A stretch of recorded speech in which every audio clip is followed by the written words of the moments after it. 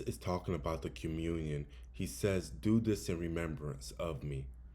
Now, those words, "do this in remembrance of me," reveal something about the human heart, that even those who love Christ, sometimes they can forget about him. And I know it sounds impossible because how can we forget about the one who loved us enough to die on the cross for us? But every time we choose to sin willfully, we remove Jesus from our memory. We focus on what's happening in our day to day, and we forget about the one who was crucified.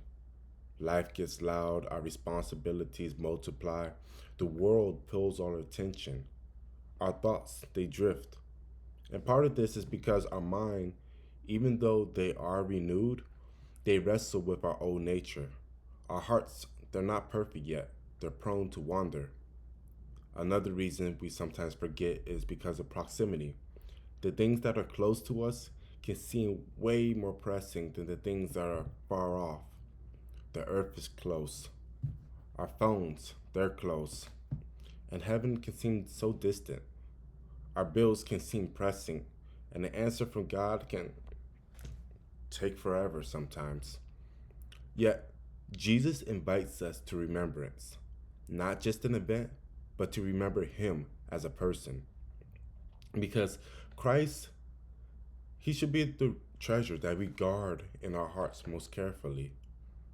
But how are you supposed to remember someone you never met, you never seen?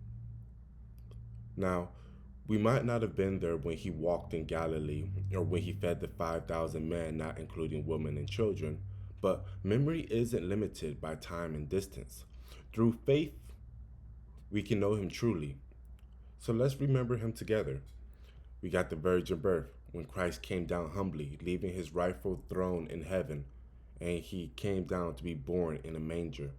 We have his baptism when heaven opened up and the Holy Spirit descended and rested upon him, and the Father declared his pleasure in the Son.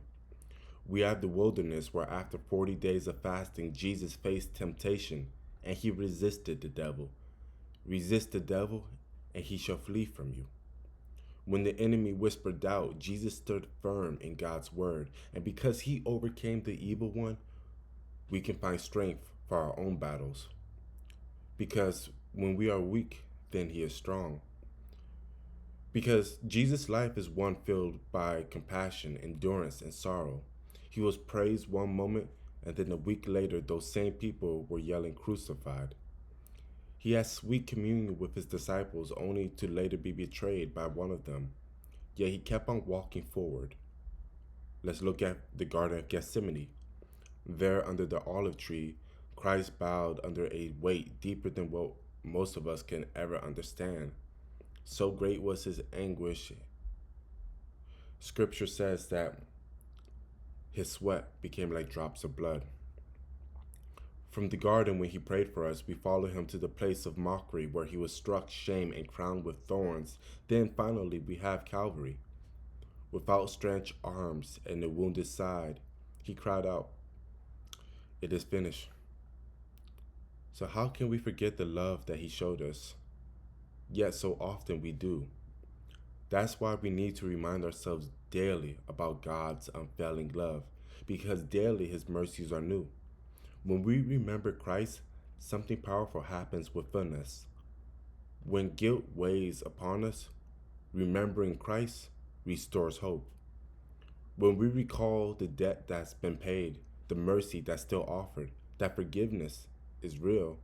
When we are misunderstood or mistreated, remembering about Jesus and how he was treated gives us patience, for he suffered so much for us so that we could also have a place in heaven. When temptation rises like a storm, remembering Christ steadies the soul.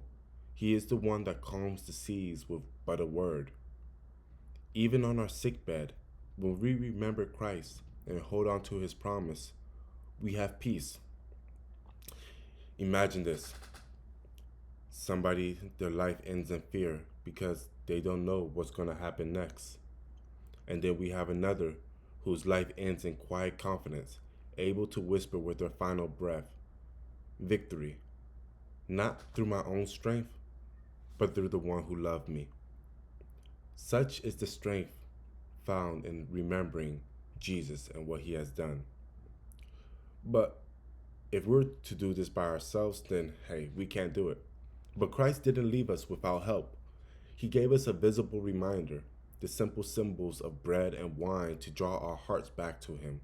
He gave us the Holy Ghost too. See, these aren't complicated rituals or mythicism. These are just simple signs pointing to a profound love. They remind us that his body was broken, that his blood was poured out, so that we might be liberated. Because remembrance isn't something that's wishy washy. Remembrance is a time for reflection, for gratitude, a sincere moment to remember that those symbols, the Eucharist, the communion, they don't save us. For salvation is in Christ alone, in his sacrifice, in his mercy, in his finished work. But those symbols remind us about what he did. So, what is our response supposed to be? Jesus says, "Do this in remembrance of me." It's a gentle command, it's a personal one. A call not just to admire him, but to draw near. If you trust him, to remember him. If you love him, to not let that love grow distant, but to cultivate it. And if you're searching today, unsure, burdened, longing for peace, hear this. Believe in the Lord Jesus, for he loves you. Rest not in your own efforts, but what in he has already done. For the cross, the cross, it is a refuge, it is a safe place. Those who place their trust there have a hope that cannot be shaken. So let's remember Jesus not occasionally, but faithfully, not with passing thought, but with hearts awakened and focused on his love. For even when our strength fades, when words grow quiet, when our memory becomes dim and the lights in our eyes start to go blurry, may this prayer remain. While my breath remains, dear Lord, we will remember you. In Jesus' name we pray. I hope you guys have a blessed one. Amen.